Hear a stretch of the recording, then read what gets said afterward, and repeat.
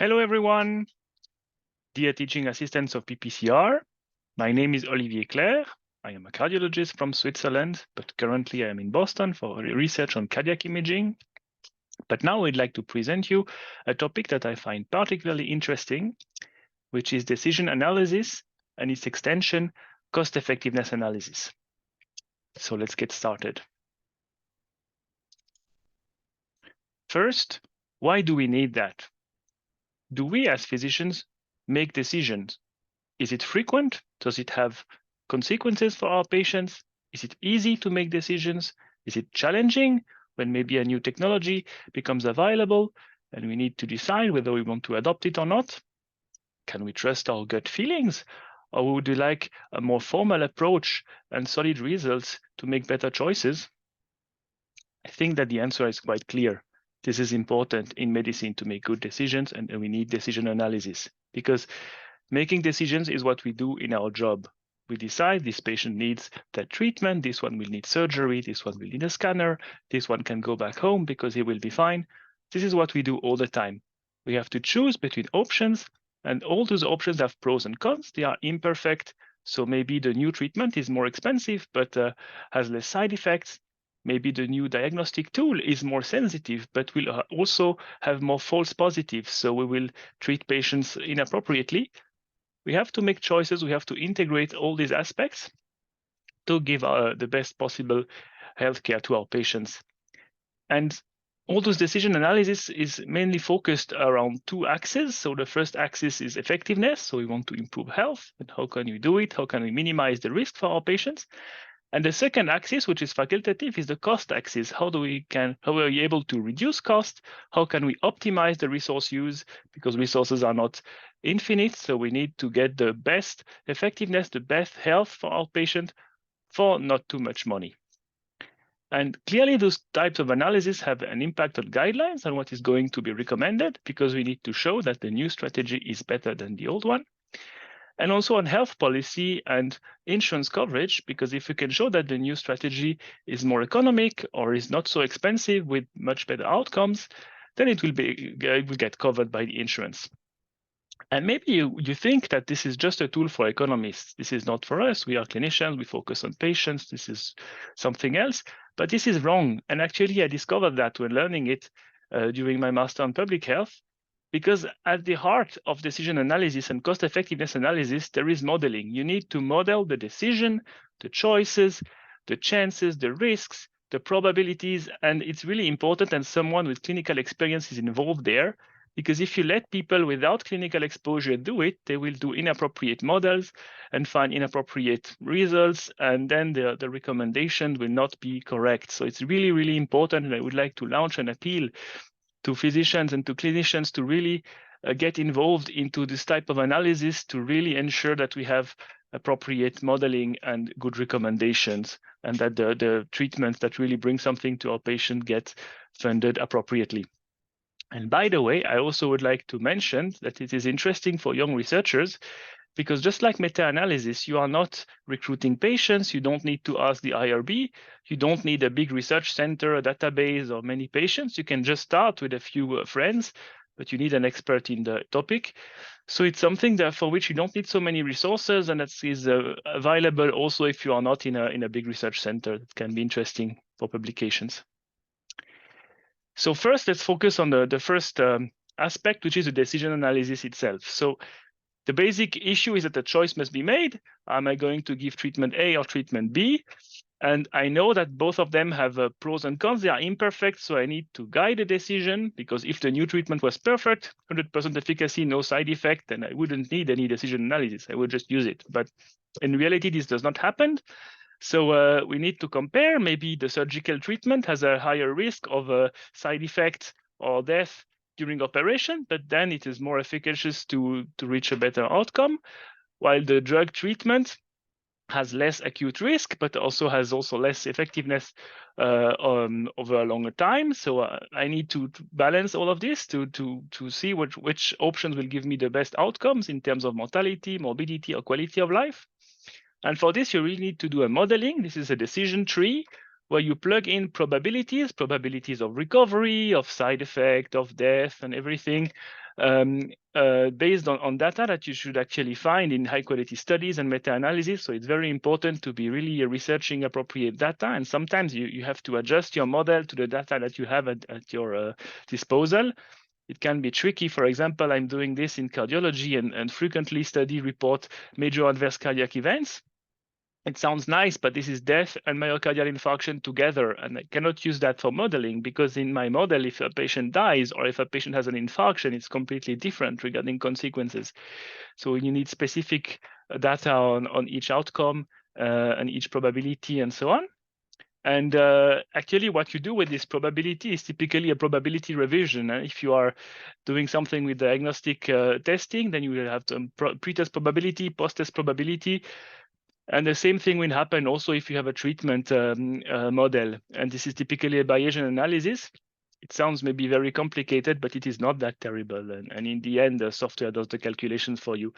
So you just plug in the probabilities, the outcomes, and it will calculate and tell you which option is better. But for this, you need, again, a really appropriate model. And that's really important to have clinical experience for that. And also in the procedure, you need to make important assumptions and simplifications. You cannot put every detail into the model. You must focus on the most important thing and assume that things are similar if they are not completely to make it more feasible and find a balance between completeness and feasibility, actually. But that's actually quite interesting and quite fun to do the modeling.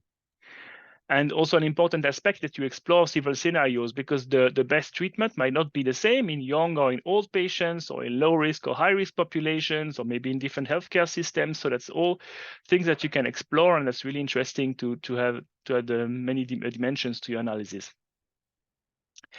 And then the next step is to go for the cost effectiveness analysis. So if to add the cost dimension to your decision analysis, because this may be a shocking reality, but the resources are not unlimited.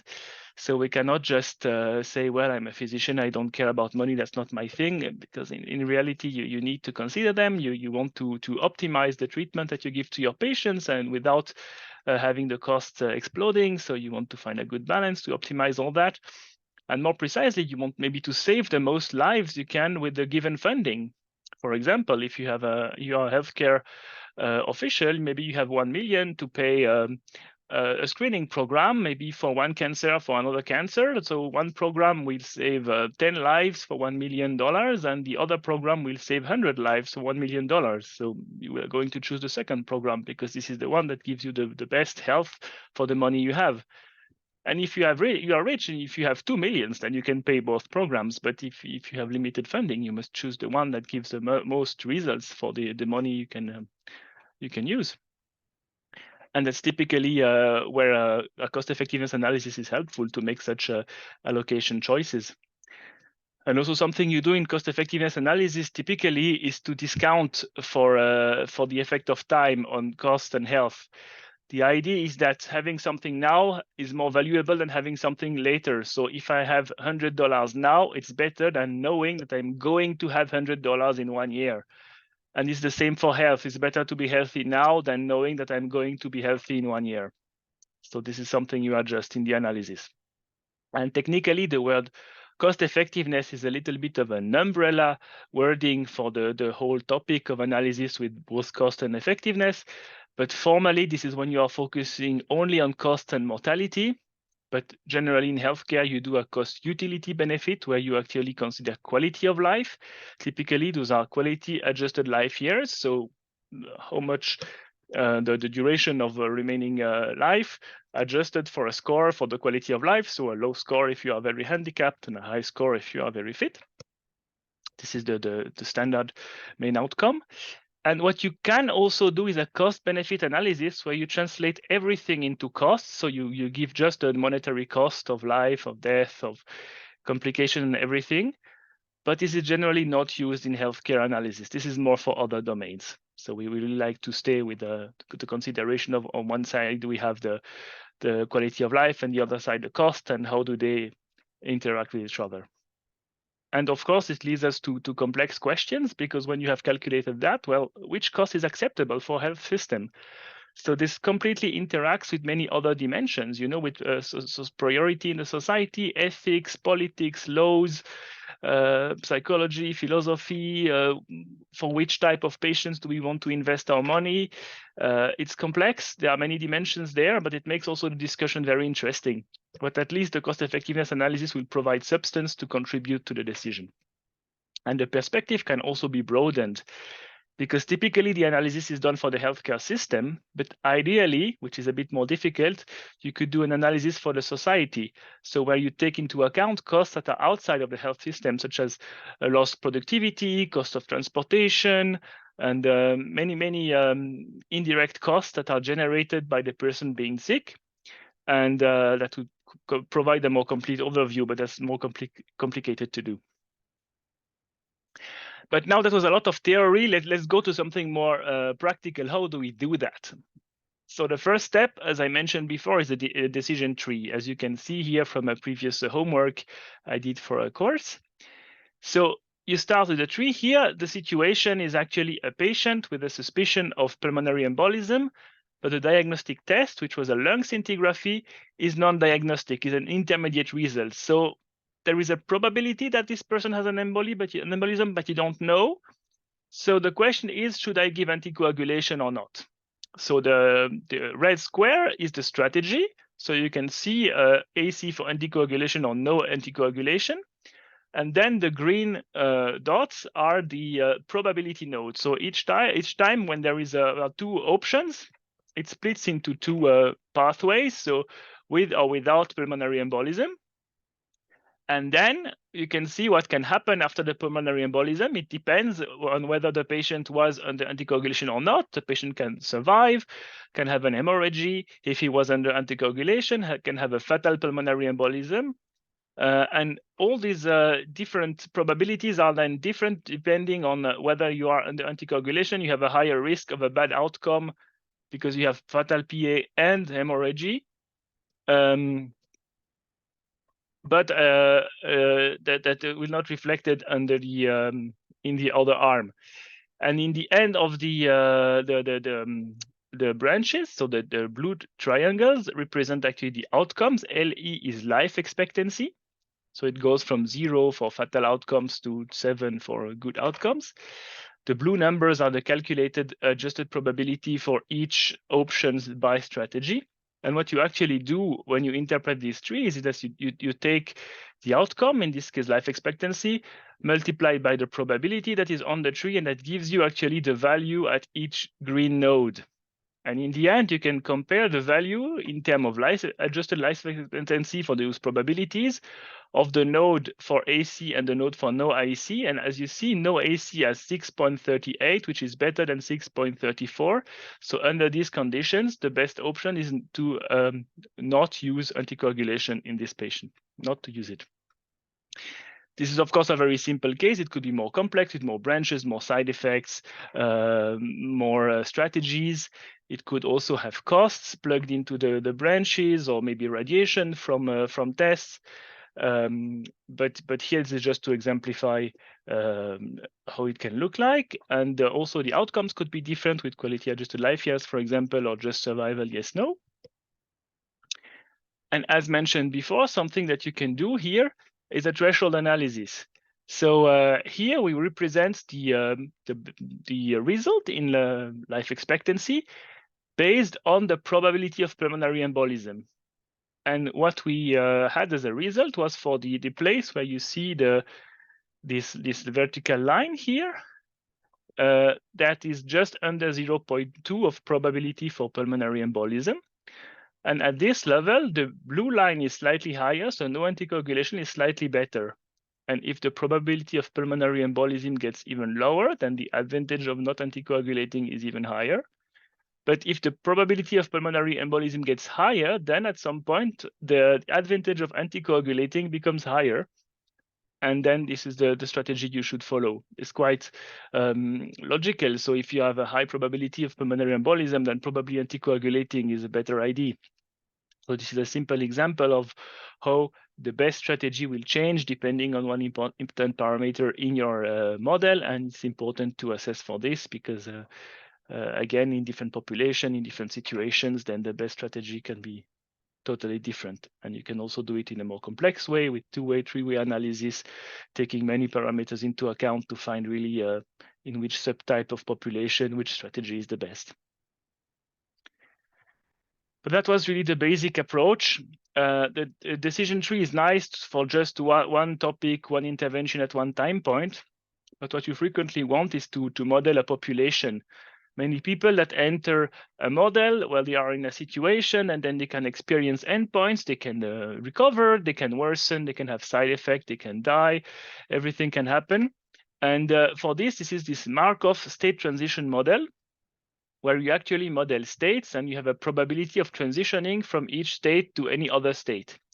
So in this model, also from a homework, it was about peripheral artery disease. So people start with claudication symptoms, and you try to treat them with catheter treatment, and maybe it will work, it will be a success, and they will feel better, have a better quality of life, and they can stay there, or they can relapse and have claudication again. Maybe you can try to treat them and that doesn't work, so they keep claudicating, and at any time point they can die of multiple causes, including of complications from the intervention. And when they are dead, they remain dead. They do not come back to life, as you can see from the three bubbles on the upper right. And practically, if you put it like this, it looks like a decision tree, but it's slightly different. In this case, we have only one strategy because it's an example. But of course, usually you would have more than one strategy and compare them. So here you only have PTA, so catheter-based treatment, the Markov node for 50 cycles.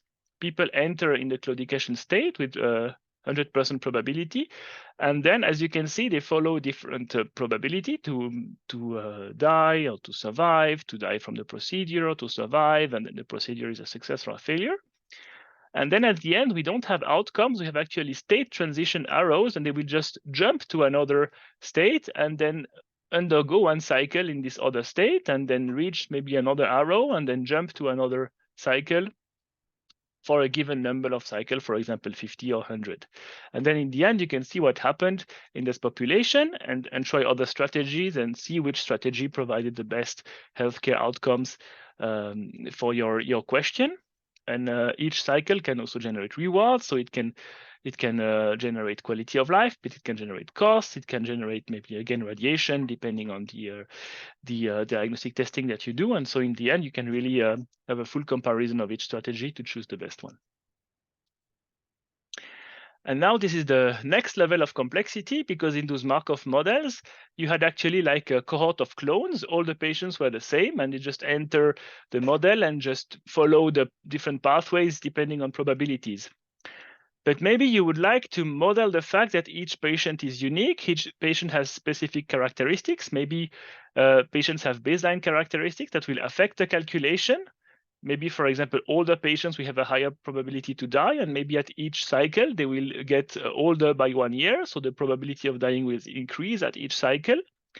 Or maybe they could start healthy, but have a myocardial infarction on the way, get flagged for that. And then after that, they always have a lower quality of life and higher treatment costs because they are sick. All the things you can do that to add more heterogeneity and more complexity in your model, because you cannot just put one state for each event. It can be too complicated. So you have to find a mix of having states and having those variables that for which you will flag patients to kind of model everything you want to. And that's quite interesting. It's the challenge, and the nice part of it is to optimize your model to find a way to get everything into it that you want to have. And another aspect, it's a little complexity, but until now we said, okay, we have at each node, we have one probability for going left and or to go right, and that's it. And in the end, we have just one outcome. But the reality is that there is a variability, there is an uncertainty around all those parameters. So we don't want to use just one value. We want to model this uncertainty, and this is the probabilistic sensitivity analysis. Actually, the word sensitivity is disappearing because this probabilistic analysis is becoming the main analysis in cost effectiveness, because we really want to model the uncertainty of each parameters and how it will affect the final result. So basically, you need to find in the literature not only the value of the parameter you want, but some distributional value, maybe a standard deviation, a confidence interval, something, you will construct a distribution, and then instead of just sending 10 virtual, 1,000 virtual patients in your Markov model, you will send these 1,000 patients 1,000 times, and each time you will draw randomly one value for each parameter from these distributions, and it will create like a cloud of dots for the result, and then you will see where this cloud of dots lands regarding cost effectiveness, for example. And to create those distributions, it depends a little bit on which parameters you are talking about. For example, this triangular distribution is more when you don't really know, so you have a most probable value and just borders. This PERT distribution is to make the triangular distribution a little bit rounder, a bit more realistic. Log normal is more for ratios, beta is more for proportions. So it's all something you build up into your model to clearly model this uncertainty.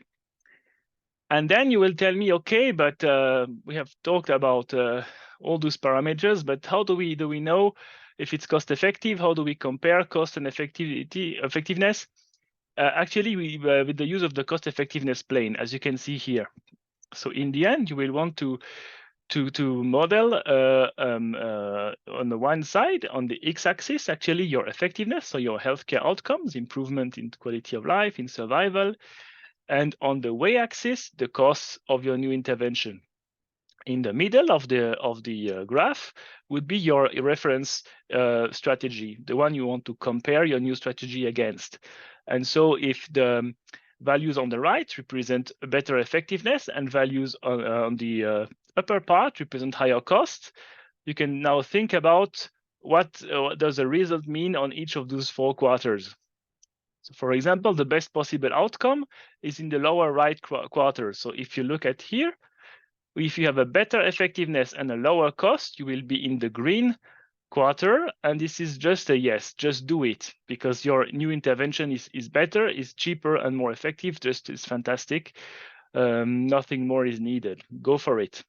On the other hand, if you are on the upper left in the red part, it means that your new intervention is less effective and more costly than your reference intervention. And this is bad. This is a no, just forget it, don't do it. Those 2 options were the easy ones. But now the complex ones are on the upper right and on the lower left.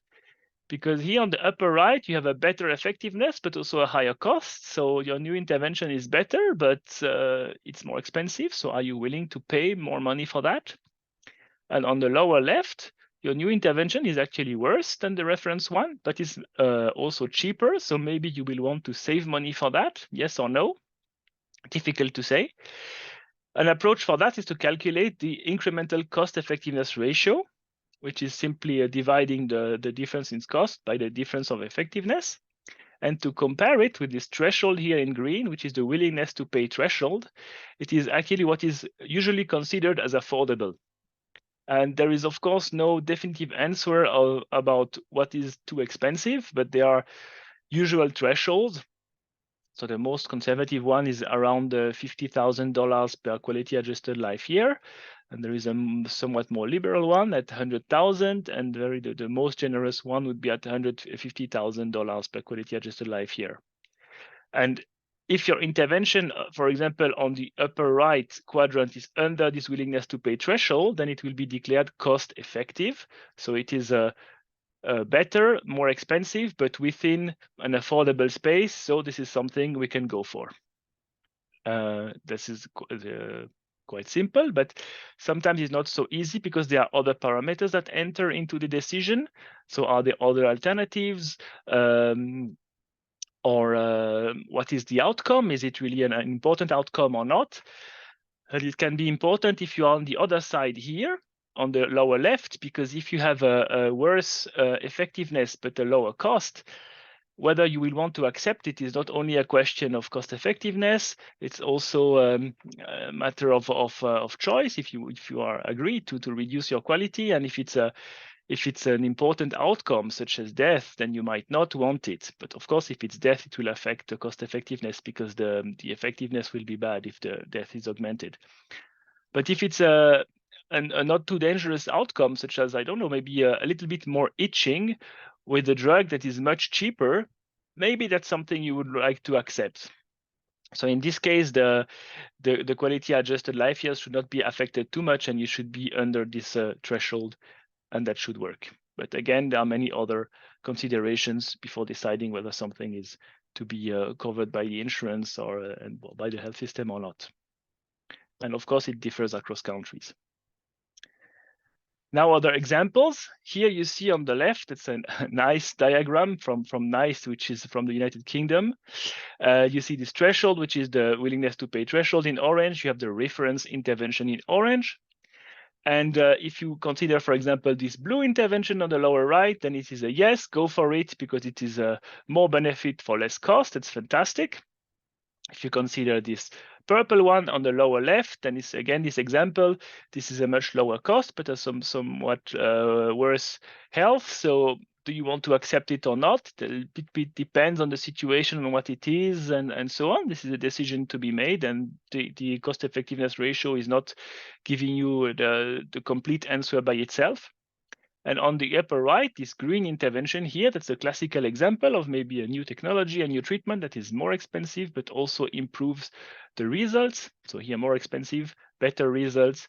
And so if it's under the threshold, you will want to accept it. If it's above the threshold, then you have to discuss and consider alternatives or not. And actually, if you are in this quarter, in the upper right quarter, you can also compare multiple interventions, as you see on the right.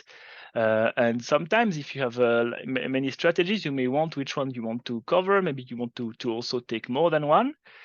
And for this situation, you really need to compare the cost effectiveness between each other. So in this case, on the lower left here, you have your reference. And the most interesting intervention is this one here in the middle of the red line, because it provides a lot of added effectiveness, so health quality of life, for not too much cost.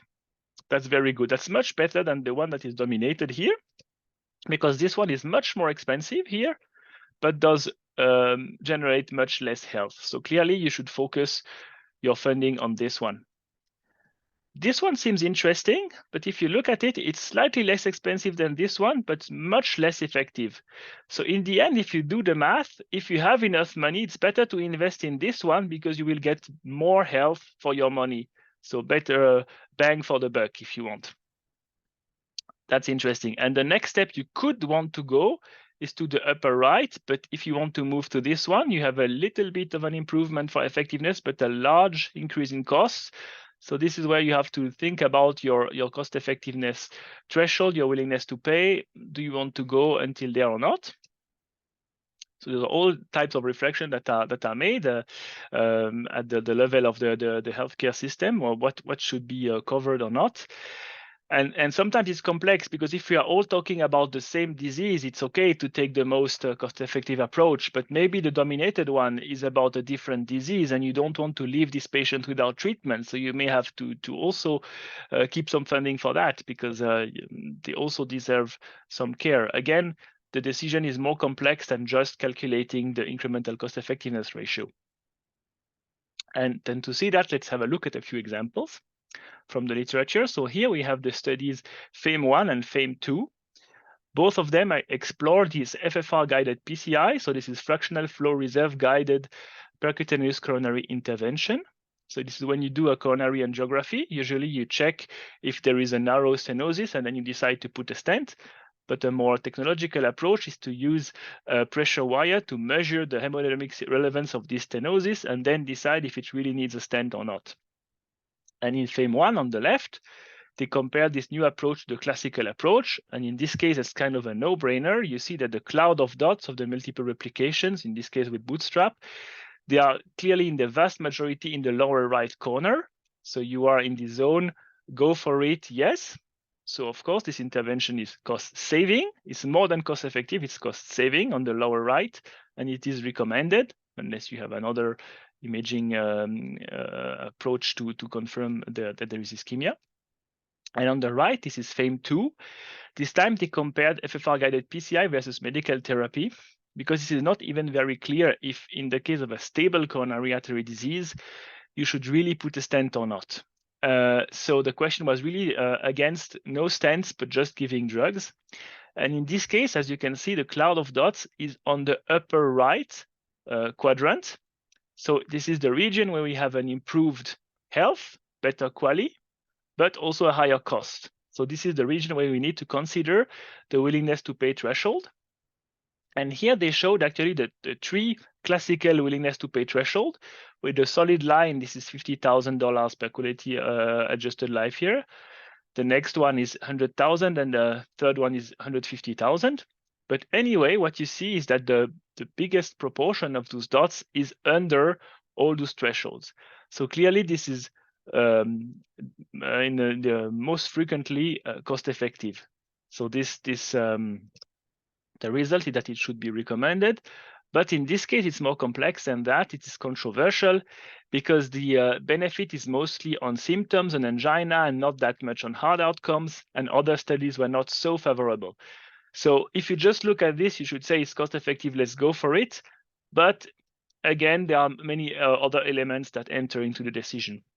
And a very good example for that is the next one, the last example, which is tafamidis for ATTR amyloidosis.